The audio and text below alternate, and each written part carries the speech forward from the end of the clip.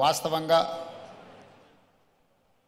మా ప్రభుత్వం ఏర్పడ్డ తర్వాత అధికారులతో మంత్రులతో చర్చించి తెలంగాణ రాష్ట్రం ఐటీ ఫార్మా రంగాలలో రాణించడం, ఇన్ఫ్రాస్ట్రక్చర్ రంగాలలో దేశంలోనే ప్రముఖ సంస్థలు తెలంగాణ రాష్ట్రం నుంచి ఈరోజు నిర్మాణ రంగంలో రాణించినాయి. ఇక తెలంగాణ రాష్ట్రానికి కావలసింది temple tourism, health tourism, eco tourism.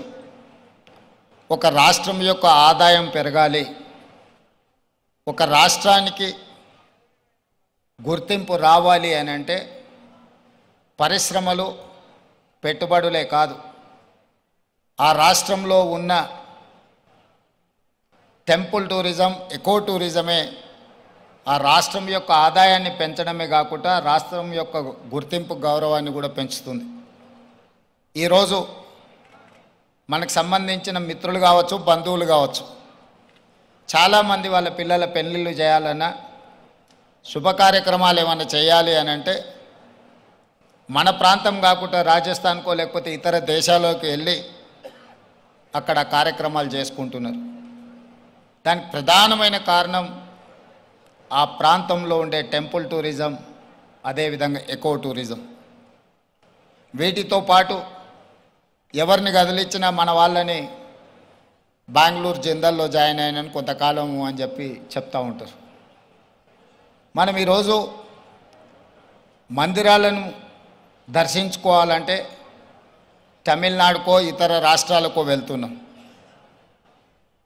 ఫారెస్ట్లో ప్రకృతి సహజ వనరులను చూడాలి అంటే మధ్యప్రదేశో లేకపోతే ఇతర రాష్ట్రాలకు వెళ్తున్నాం.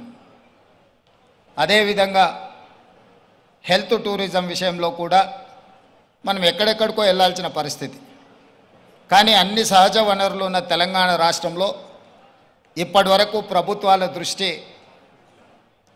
ఈ హెల్త్ టూరిజం మీద, ఎకో టూరిజం మీద, టెంపుల్ టూరిజం మీద ఫోకస్ లేకపోవడం వల్ల అద్భుతమైన ఆలయాలు ఉన్న తెలంగాణ రాష్ట్రం, అది 1000 స్తంభాల గుడి కావచ్చు, యునెస్కో గుర్తింపు పొందిన రామప్ప మందిరం కావచ్చు, లేకపోతే శ్రీశైలం కావచ్చు, రాజన్న వేములవాడ రాజన్న మందిరం కావచ్చు, ఇట్లాంటి చాలా మందిరాలు, ప్రపంచ ప్రఖ్యాతిగాంచిన మందిరాలు మన దగ్గర ఉన్నాయి. ఈరోజు కవాల్ కావచ్చు, tiger reserve forest, Nallamala tiger reserve forest కావచ్చు, జూపల్లి కృష్ణారావు గారు ప్రాతినిధ్యం వహిస్తున్న కొల్లాపూర్ ప్రాంతం, నల్లమల అటవీ ప్రాంతం, కృష్ణానది జలాలు ప్రవహిస్తున్న ప్రాంతం, అక్కడ మందిరాలకు, అక్కడ ప్రకృతి సహజ వనరులకు కొదవలేదు. మల్లెల తీర్థం లాంటి ప్రాంతాలు మన దగ్గర ఉన్నాయి. కానీ వీటికి ఇవ్వాల్సినంత ప్రాధాన్యత, తీసుకురావాల్సినంత గుర్తింపు తీసుకురాకపోవడం వల్ల మన రాష్ట్రంలో temple tourism, eco tourism, health tourism వెనుకబడుతున్నది.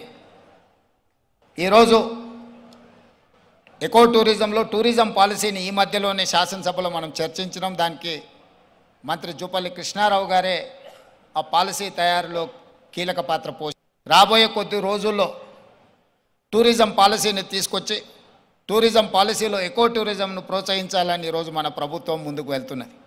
కానీ ప్రభుత్వానికంటే ముందే ఎకో టూరిజం ఈరోజు రామదేవరావు గారి ఏర్పాటు చేసిన 150 ఎకరాలలో ఒక అద్భుతాన్ని సృష్టించిండు.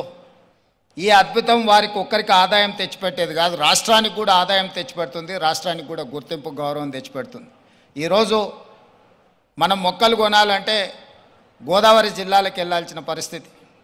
ఎవరైనా జూబ్లీ హిల్స్, బంజారా హిల్స్ లేదా ప్రముఖులు ఎవరైనా ఇల్లు కట్టుకుంటున్నారు అని అంటే గోదావరి జిల్లాల నుంచి మొక్కలు తెప్పించుకునే పరిస్థితి నుంచి ఈరోజు వికారాబాద్, చెవెళ్ళ ప్రాంతం నుంచే ఎవరు ఇల్లు కట్టుకోవాలన్నా, ఇంతకుముందు పెద్దలు చిరంజీవి గారు చెప్పారు, 20 సంవత్సరాల క్రితమే వాళ్ళు ఇల్లు కట్టుకున్నప్పుడు జూబ్లీ హిల్స్లో ఒక ప్రత్యేకమైన మొక్కల్ని పెట్టాలి అంటే రామ్దేవ్ గారి దగ్గర నేను తీసుకున్నాను.